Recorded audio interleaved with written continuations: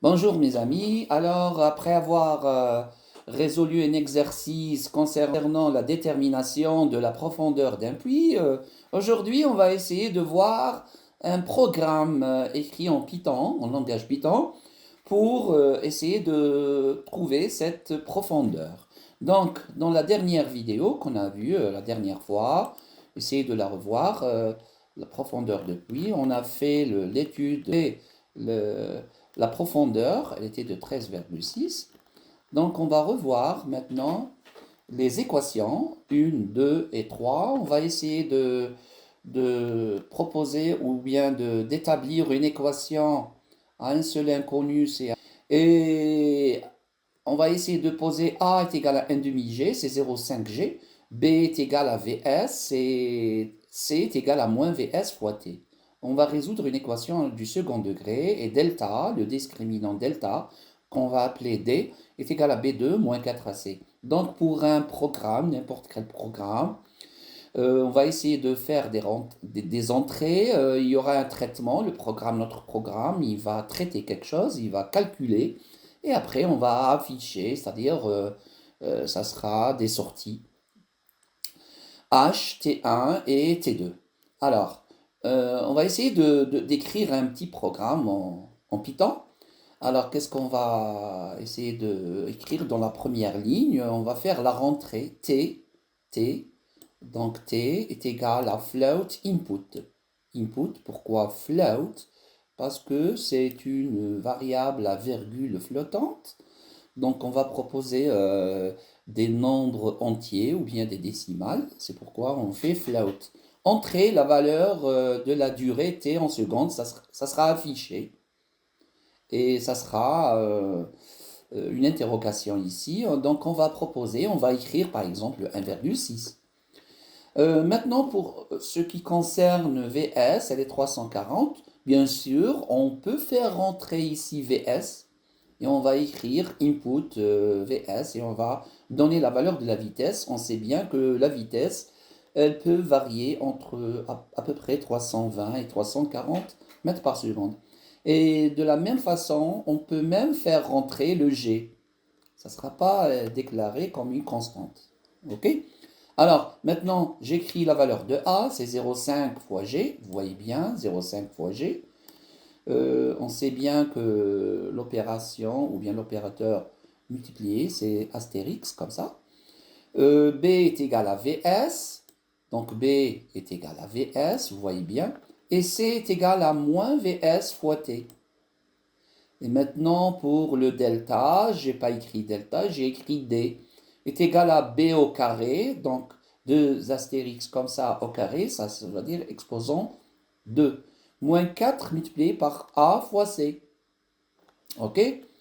C'est le discriminant delta que vous connaissez en mathématiques. Maintenant, pour les solutions, c'est que la première solution, elle est négative si on va faire ici un moins.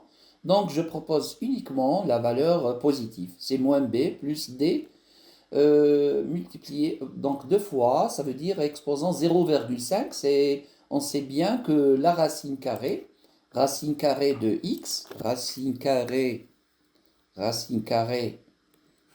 de x ou bien de delta, elle est égale à delta puissance n demi. Et puissance n demi, je peux l'écrire puissance 0,5. Vous voyez? Alors, T2 est égal à T moins T1 et H est égal à VS fois T2.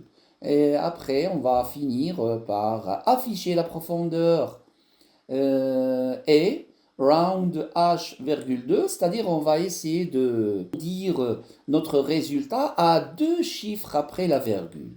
OK? À deux chiffres après la virgule. De la même façon, la durée de la chute, on va essayer de l'écrire à deux chiffres après la virgule. Et pour la durée de propagation du son, de la même façon, j'ai écrit 2. Si on va voir le programme ici écrit par ma main, alors je vais l'écrire d'une autre façon, par un éditeur de texte. Donc t est égal à float, input, entrée. Donc vous voyez bien ici le programme écrit. Donc je vais essayer l'exécuter. Donc vous voyez bien ici le programme écrit. On va essayer de l'exécuter. C'est bien le programme écrit initialement. Donc je vais mettre exécution ici. Et vous allez voir qu'il y aura une fenêtre qui va s'afficher ici, une boîte de dialogue. Donc elle va entrer la valeur de la durée en secondes. On va écrire 1,60. 1,60. OK?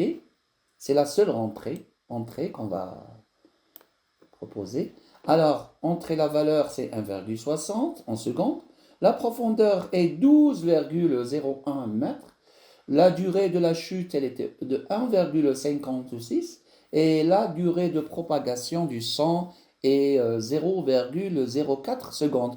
Bien sûr, on peut, par exemple, donner d'autres valeurs. Par exemple, on va donner 3 secondes. 3 secondes, par exemple, 3 secondes. Et on va voir. La profondeur est de 40,69 mètres. Alors, d'une simple, ou bien d'un simple script ou d'un code Python, on peut par exemple perfectionner ce programme-là. On va le rendre comme une application qu'on va installer sur notre smartphone, soit par Android, soit sur iOS. Et on va proposer une application qu'on va utiliser dans notre vie quotidienne et on va essayer de la perfectionner encore et encore. Écouter le plouf ou bien l'écho ou bien l'impact de la pierre euh, sur un point. Donc il va arrêter le chronomètre et après il va directement nous donner la profondeur. Merci pour avoir suivi cette vidéo et à la prochaine.